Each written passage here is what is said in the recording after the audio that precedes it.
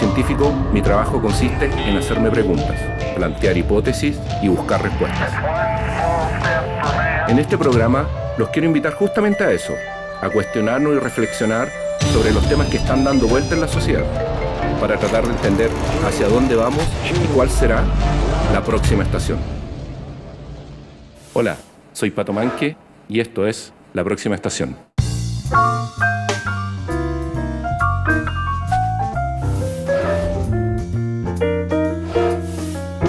En 2018, varios países del mundo, incluido Chile, agotaron sus recursos renovables antes de cumplir el año.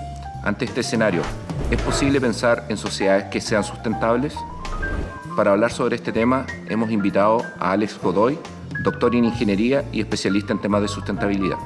Soy el director del Centro de Investigación en Sustentabilidad y Gestión Estratégica de Recursos de la Facultad de Ingeniería de la Universidad del Desarrollo.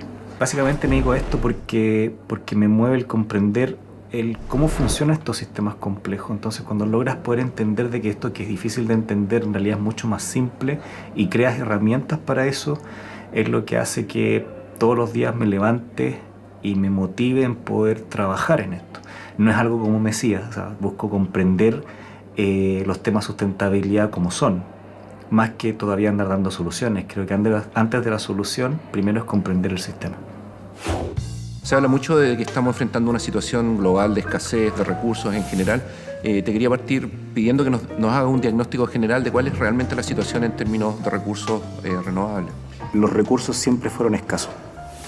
Lo que pasa es que empezamos a tomar en conciencia esa escasez históricamente mediante distintos signos, por ejemplo. Me acuerdo, ponte tú, en la época de 1700, 1800, la economía ya empieza, los primeros modelos económicos y teoría económica hablaban del precio-cantidad. Entonces había algo que ya relacionaba la escasez con que eran productos más valiosos.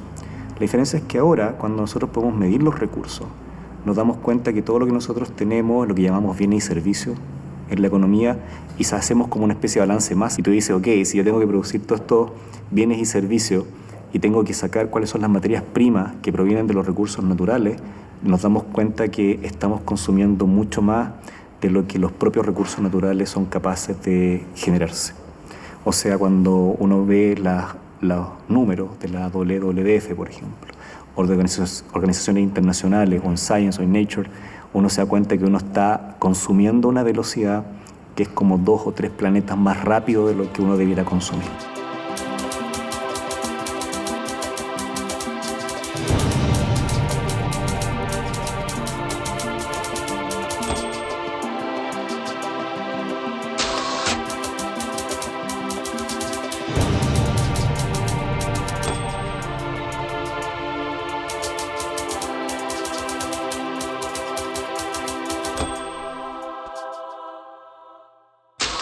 ¿Y qué nos lleva a esta situación? Mira, yo creo que si uno lo pensara con una perspectiva de hoy día, uno podría pensar que fue el hombre y su egoísmo. No, fíjate, yo creo que en realidad nosotros nos empezamos a dar cuenta de esto cuando empezamos a tener herramientas para poder medir ese ambiente natural, para poder ver de que la calidad de los ambientes naturales iba hacia abajo, en que los recursos son menos, en que, no sé, las minas de cobre que pensábamos que eran eternas ahora se empiezan a escasear, en que empezamos a ver que los yacimientos ya no están al norte, en el caso de Chile, están en la región central, donde empezamos a ver que el petróleo también tiene un número limitado. O sea, cuando logramos medir y cuantificar, que es ciencia básicamente, empezamos a darnos cuenta de que en realidad esta percepción que teníamos de que los recursos son escasos tienen un correlato físico. Entonces, básicamente es como un despertar de darnos cuenta de algo que íbamos percibiendo y que la economía ya había transparentado en cómo se producía, digamos. Ya, vámonos, vamos.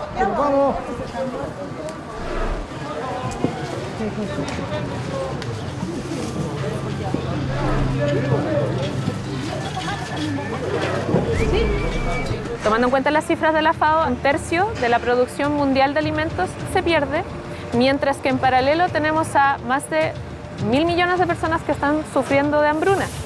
Por lo tanto, todo ese tercio alcanzaría de más para cubrir esa hambruna, y si se pierde un tercio, hay un tercio que no estamos, en el que se invirtió agua, tiempo, trabajo, dinero, que no se aprovechó. Nuestro aporte va súper enfocado hasta este momento en el 1 a 1, es decir, de todos los niveles en los que se pierde comida, el traslado, cosecha, exposición en los mercados. Uno de los lugares donde más se pierde comida es a nivel del usuario. Y entonces nos hemos dado cuenta que efectivamente hacer estas prácticas, esta protesta pacífica, toda esta promoción y educación que hemos ido generando en el 1 a 1 ha hecho que las personas dejen de tomar esa actitud de consumo en automático y sea una actitud de consumo desde la conciencia, de realmente cuánta verdura necesito, realmente cuánto voy a consumir, qué de todo este alimento puedo tomar, como tener una conciencia de este sistema completo y no solamente de solo ver el producto aislado. No, ese producto es parte de un todo y que tiene un antes y tiene un después. Mi conducta tiene un efecto. Esa es la principal conciencia que estamos tratando de cultivar para evitar ese futuro. Que esto sea una conciencia diaria, no sea la conciencia de la eventualidad en algo in situ, en el momento. Que esto sea al momento de que uno se levante y diga, pucha, no me quiero tomar todo el café, bueno, me hago un poquito menos. ¿Cómo crees tú que en el fondo este escenario repercute un poco en la calidad de vida de las personas? Lo que pasa es que se supone que nosotros tenemos bienes, recursos naturales para que las personas puedan satisfacer su necesidad. Entonces la primera pregunta que nos hace es cuáles son las reales necesidades. Y fíjate que es bien interesante porque cuando uno ve los datos que nosotros manejamos en CEPAL o a nivel global, el problema no es que el planeta nos dé para las necesidades del planeta. Si hacemos nosotros el cuento o el balance de nuevo entre los materiales que existen y las necesidades que existen, nos damos cuenta que sí hay capacidades incluso para alimentar al planeta. El problema es que la distribución de eso, bienes y servicios que se producen con recursos naturales, no se distribuye equitativamente en la población. Y hablamos de inequidad, de personas que tienen acceso a bienes y servicios y otras personas que no tienen acceso. Entonces, en ese contexto, la escasez de recursos se refleja en que en ciertos lugares del planeta se producen bienes y servicios a un deterioro ambiental para otros que pueden pagar eso. Por ejemplo, cuando nosotros viajamos al extranjero, a veces uno va a los supermercados y uno dice, mira, encontré un kiwi chileno, y uno se contenta por eso. Y el kiwi chileno puede que cueste $1. O $1 un kiwi es bastante caro a lo que nosotros estamos acostumbrados en una feria libre. Pero no obstante, todos los impactos de haber producido ese kiwi, que viene en escasez hídrica, en escasez de tierra, en fertilizante, en gente que trabajó ahí, tú no lo pagas con ese dólar. Se queda en el país de origen. Por tanto, los impactos se distribuyen inequitativamente y los beneficios también. Entonces, básicamente, cuando hablamos de esto en términos de sociedad, no hablamos que el planeta no lo sostiene, sino al final quiénes reciben esos bienes y servicios y cuál es la calidad de ellos. Y nos damos cuenta que el 80% del mundo trabaja para los que solamente el 20% puede consumir. Por lo tanto, esto también tiene que ver con el modelo económico que tenemos. Exacto. Fundamentalmente. Y en el modelo en cómo hemos aceptado, que al final es uno solo. Al final, cuando uno escucha las peleas ideológicas de modelo, o sea, es un solo modelo que ya ganó. El tema es cómo con esto mismo nosotros estructuramos el futuro. Y ahí está un poco el desafío, en este modelo, asumir la escasez y no solamente decir, hay escasez, transfirámoslo a precio, porque esa es la visión economicista. No, claro. El desafío un poquito más duro de ingeniería es cómo en esta escasez yo logro producir bienes con el menor impacto ambiental y ojalá que pueda ser sustentable en el largo plazo.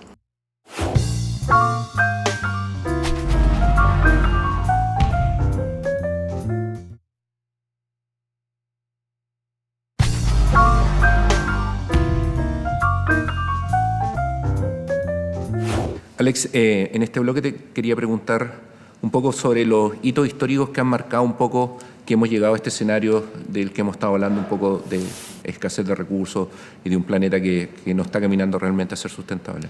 Mira, mucha gente dice que es el modelo económico. No. Yo siempre he dicho que es la ingeniería.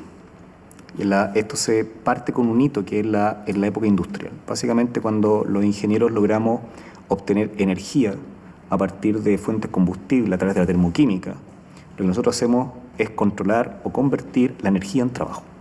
Y eso generó un boom de bienestar que hoy ya lo vemos. O sea, lo vemos tecnológicamente aquí en el set, lo vemos tecnológicamente lo que tienen en la mano. Entonces, básicamente, en la época industrial lo que hacemos es, como controlamos la energía, convertida en trabajo, en términos termodinámica, nos permitió crear la máquina a vapor, y con la máquina a vapor logramos la producción en masa. Antes eran producciones lejos más locales, como en el feudalismo, cuando tú dependías de trayectos muy largos, pero cuando creamos las máquinas y logramos que las máquinas generen los grandes procesos, la producción en masa se dispara. Y eso genera mucho bienestar, porque al final logramos convertir muchas materias primas en bienes y servicios, y de hecho si uno saca el auge tecnológico, las innovaciones, las patentes se disparan en esa época. Un poco nosotros lo vemos graficado al inicio en una especie como laissez-faire, como en los cuentos de Charles Dickens, cuando uno hablaba de los fantasmas del señor Scrooge. Ya, bueno, eso es el reflejo de la revolución industrial, de los niños que trabajaban. No había leyes, por ejemplo, sociales, porque no existía ese modelo. No existían leyes sociales, que es el lado como social de la sustentabilidad. Los niños trabajaban. Ahora es imposible que un niño trabaje, pero también existió la producción en masa, la combustibles fósiles. Ejemplos de eso son la contaminación en Londres, que fue una de las ciudades más contaminadas durante mucho tiempo, que las empresas estaban dentro. No sabíamos de la relación entre contaminación y producción, entonces la gente vivía con braseros dentro y moría de cáncer, moría de asma. Se inicia con eso. Entonces, como partimos y no teníamos esta conciencia de escasez de recursos, era como producir, y obviamente ahí se fortaleció el capitalismo, junto con la producción en masa. Y hoy día que somos más conscientes, a partir del 1950, 1970, más conscientes de los impactos ambientales, con ya gente que escribe libros a partir de esos impactos ambientales, o casos en Estados Unidos como Erin Brockovich, por ejemplo, contaminación de agua, el libro La primavera silenciosa, que un ornitólogo que relaciona que no existían pájaros cantando en primavera porque habían sido afectados por los fertilizantes. Empezamos a ligar de que los sistemas productivos generan impacto. Y ahí nos dimos cuenta de que este sistema empezaba a verse presionado, y después cuando ya se unen las investigaciones de los gases de efecto invernadero, las temperaturas, y que esto es principalmente conducido por esa misma termoquímica, nos dimos cuenta que tenía que empezar a cambiar. Y ahí renace, desde el 70 en adelante, modelos que eran obsoletos. Renace la energía eólica, que es algo que se conocía hace mucho tiempo. Renace la energía solar, que también la conocíamos. Renace la geotermia. ¿Por qué? Porque nos lleva a buscar herramientas en la ciencia y en la tecnología para poder reemplazar ahora el cómo veníamos usando la energía, y ahora tenemos que pasar a cómo realizamos las cosas, a cómo producimos y cómo nos vemos enfrentados a esa escasez, con un ambiente más severo y con sistemas productivos que ya son obsoletos para las condiciones que tenemos hoy día en el planeta.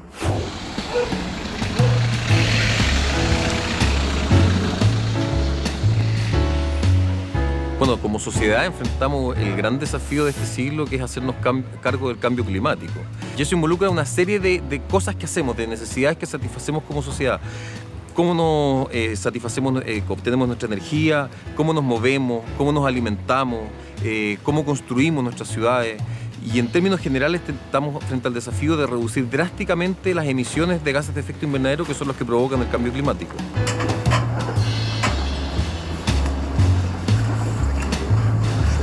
Este es el proyecto Barrio Solar de Providencia. Es un proyecto que busca que los vecinos se hagan cargo de la forma en cómo producen, usan y por eso mismo cómo entienden la energía, por medio de la instalación de paneles solares en los techos de sus casas. La energía solar es hoy día la energía más competitiva, es limpia, es segura y nos permite hacernos cargo de dar solución al cambio climático. Ahora, en esta historia que tú relatas, ¿cómo eso se refleja en Chile, digamos? ¿Cómo seguimos la misma historia en Chile? ¿Estamos en una misma situación comparado con el contexto global? Mira, Chile es bien interesante porque Chile parte con una extracción con una industria extractiva forjada primero en el salitre y después forjada en el cobre. Y anecdótico porque Chile empieza a tener una revolución manufacturera e industrial en la época después de la depresión del 29, que Chile fue el país más azotado después del 29, cuando en un fondo se crea la Corfo y empieza la manufactura. En Chile se producían productos de alto valor, guitarras, se producían, la primera industria agrícola pasó de exportar el tomate a la salsa de tomate. Tuvimos productos, las joyas Marmicoc, las primeras Fenso Mademsa, la Sofofat, Claro, importó la primera lavadora, esta redonda que se conocía durante los 80, y de hecho durante 1980 hubo mucho emprendimiento en términos de producción nacional. Uno decía, Made in Chile es bueno, mejor que lo que había, por ejemplo, en otros países como en ese minuto como China o India. Entonces Chile tuvo una evolución manufacturera, pero vuelve a caer después de 1980 en una depresión y vuelve a cambiarse a un tema más extractivo. Y ahí hemos tenido grandes impactos ambientales, los cuales, por ejemplo, la riqueza de la minería no se ha distribuido equitativamente. El caso de los 33 mineros, vemos gente que sigue viviendo en pobreza y nos parte el auge, el agro, etcétera, que son desafíos que hoy día tenemos como país para los próximos 50 años.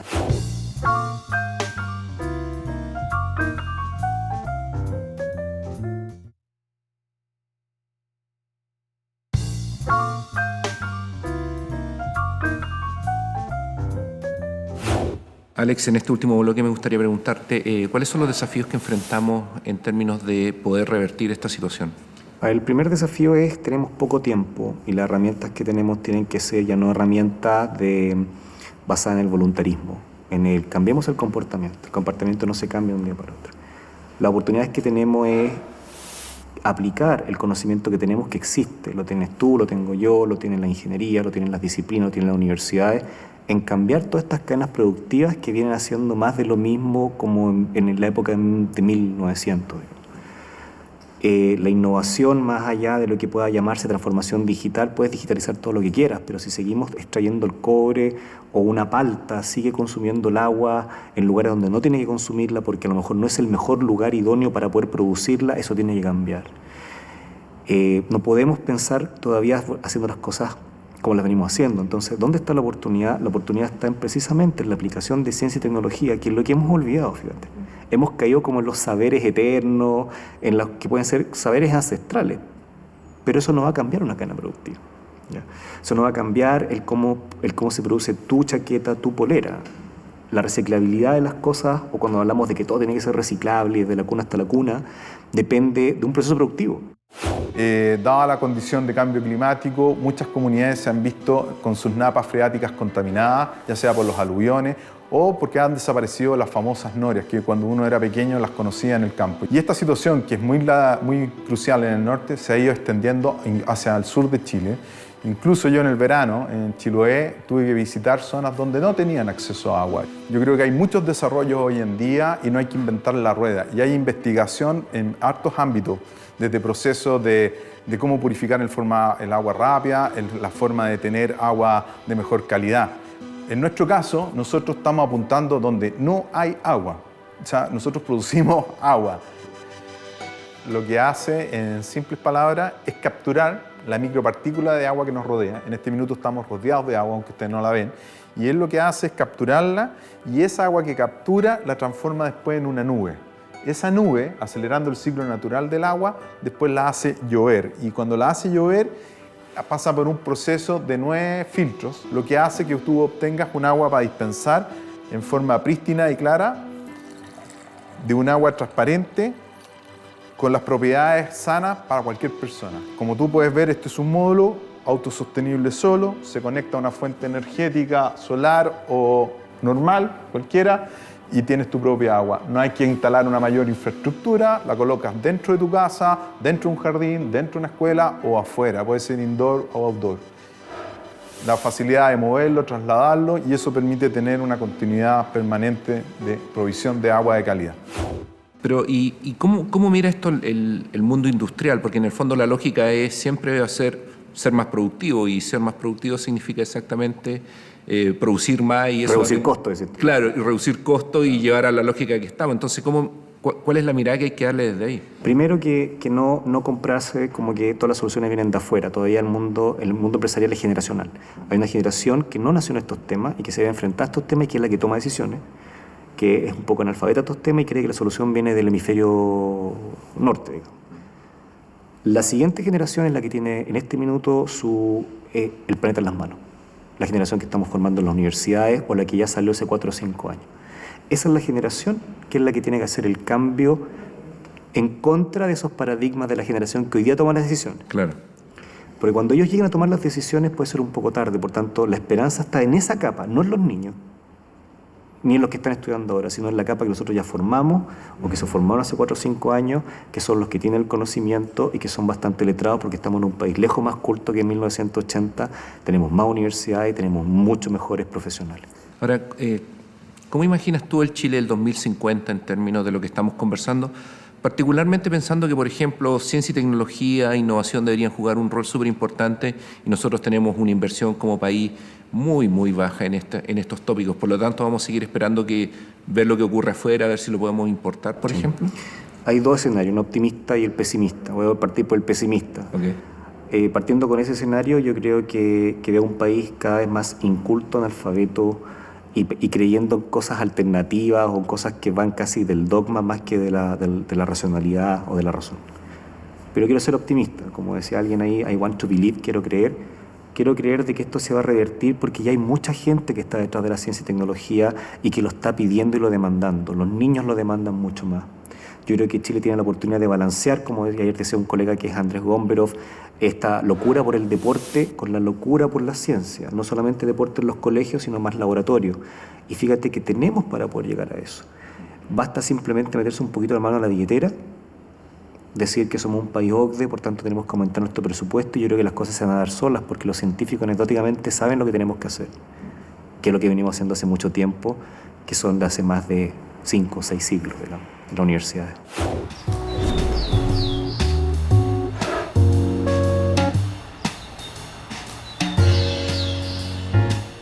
Los sistemas activos que tiene el edificio para mantener buena climatización y buena ventilación y por lo tanto condiciones de confort de alto estándar en los interiores de las oficinas está basado en un sistema geotérmico.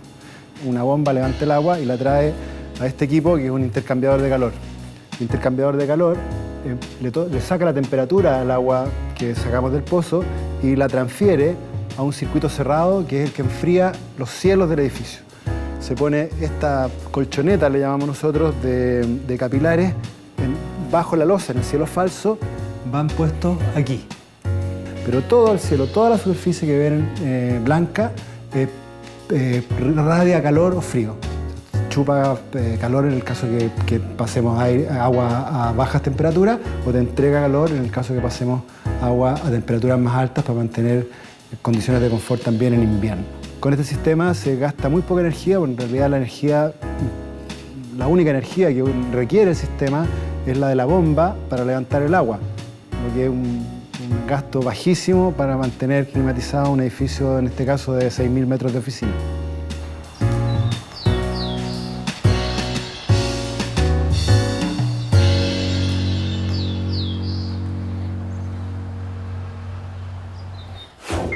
Fíjate que en cualquiera de las disciplinas y en cualquiera de los niveles de la sociedad ser consciente.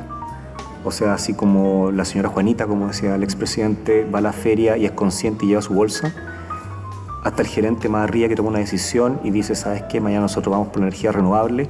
Todos tenemos decisiones que tomar.